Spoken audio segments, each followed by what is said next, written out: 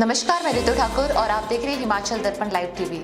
चलिए नजर डालते हैं देश की 10 बड़ी खबरों पर जो आज सुर्खियां बनी रही। सुप्रीम कोर्ट केंद्र और चुनाव आयोग को राइट टू रिजेक्ट देने की मांग करने वाली याचिका की सुनवाई के लिए हो गया है तैयार। भारतीय रेलवे का एक प्रस्ताव इस वक्त काफी चर्चा में बना हुआ है। इसमें कहा गया है कि रात के वक्त ट्रेन में सफर करने वाले यात्रियों को अब 10 से 20% तक अतिरिक्त किराया लिया जा सकता है। हालांकि रेलवे मंत्रालय ने अभी तक ऐसी कोई घोषणा नहीं की है। भारत में दुनिया का सबसे बड़ा कोविड टीकाकरण अभियान जारी है। इस बीच सबसे अधिक लोगों का टीकाकरण करने के मामले में भारत पहुंचा दूसरे नंबर पर। आंध्र प्रदेश के नगर निकाय चुनाव में वाईएसआर कांग्रेस ने अप्रत्याशित रूप से जीत दर्ज करके टीडीपी को छोड़ा पीछे। किसानों के आंदोलन के कारण लंबे समय से बंद चल रहे गाजीपुर बॉर्डर का एक हिस्सा वाहनों के लिए फिर से खुल गया है। इससे वाहनों का आवागमन आसान हो गया है। 2 बैंकों के निजीकरण के प्रस्ताव के खिलाफ आज और कल देश भर में बैंक कर्मी कर रहे हड़ताल। इस हड़ताल के चलते बैंक शाखाओं में पैसा निकालने और जमा करने, चेक क्लियरेंस और ऋण मंजूरी जैसी सेवाओं पर पड़ेगा असर। भारतीय जनता पार्टी के पूर्व नेता और केंद्रीय मंत्री यशवंत सिन्हा के कांग्रेस में शामिल होते ही ममता बनर्जी ने यशवंत सिन्हा को उपाध्यक्ष और राष्ट्रीय कार्य समिति के सदस्य के तौर पर किया नियुक्त। आतंकवादी गतिविधियों से जुड़े एक मामले पर एनआईए ने 4 महिलाओं को हिरासत में लिया था, जिसके चलते आईएसआईएस से संबंधित मामले में राष्ट्रीय जांच एजेंसी दिल्ली, कर्नाटक और केरल में 5 जगहों पर छापेमारी कर रही है। तमिलनाडु में मक्कल निधि मयम के प्रमुख और अभिनेता कमल हसन की कार पर रविवार को प्रचार के दौरान एक युवक ने किया हमला। घटना के बाद पार्टी के कुछ कार्यकर्ताओं और आम आदमी ने उसकी जमकर की पिटाई। नेशनल हाईवे पर इस साल 1 अप्रैल से गाड़ी चलाना हो सकता है महंगा, क्योंकि भारतीय राष्ट्रीय राजमार्ग प्राधिकरण टोल की दरों में 5% तक कर सकती है बढ़ोतरी। वहीं मासिक पास की कीमत में भी बढ़ाए जा सकते हैं 10 से 20 रुपए। अब कुछ प्रादेशिक समाचार। बीते रविवार को उपायुक्त शिमला आदित्य नेगी, एसडीएम रोडू बीआर शर्मा और डीएसपी रोडू सुनील नेगी ने हाटकोटी व चांशल का दौरा किया। इस दौरे के दौरान उपायुक्त ने विभिन्न राजकीय व विकास कार्यों की समीक्षा कर उचित दिशा निर्देश दिए।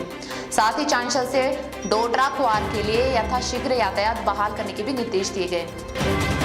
आज तुपचिलिंग गोम्पा से करीब 11,000 फुट की ऊंचाई पर 28 किलोमीटर लंबे Lahaul Spiti MTB cycling race को हरी झंडी दिखाकर रवाना किया। इस रेस का आयोजन लाहौल एडवेंचर स्पोर्ट्स एसोसिएशन की ओर से किया गया है और इस प्रतियोगिता में हिमाचल समेत देश के अन्य हिस्सों से करीब 50 प्रतिभागियों ने हिस्सा लिया है। आज देश भर में बैंकों की हड़ताल होने के कारण लोगों को मुश्किलों का सामना करना पड़ रहा है। हिमाचल के सभी जिलों में बैंकों के बंद होने से पैसे के लेन देन और निकासी में लोगों को एटीएम के बाहर खड़ा होना पड़ा। वहीं जिला सिरमौर के उपमंडल राजगढ़ में भी एटीएम के बाहर लोगों की लंबी कतारें लगी हुई दिखाई दी, क्योंकि राजगढ़ में सिर्फ गिने चुने एटीएम से ही पैसे निकल रहे हैं, जिससे यहाँ की जनता को काफी समस्याएं हो रही है। अंतर्राष्ट्रीय शिवरात्रि मेला मंडी में कुश्ती के होने वाले मुकाबले 16, 17 व 18 मार्च को करवाए जा रहे हैं।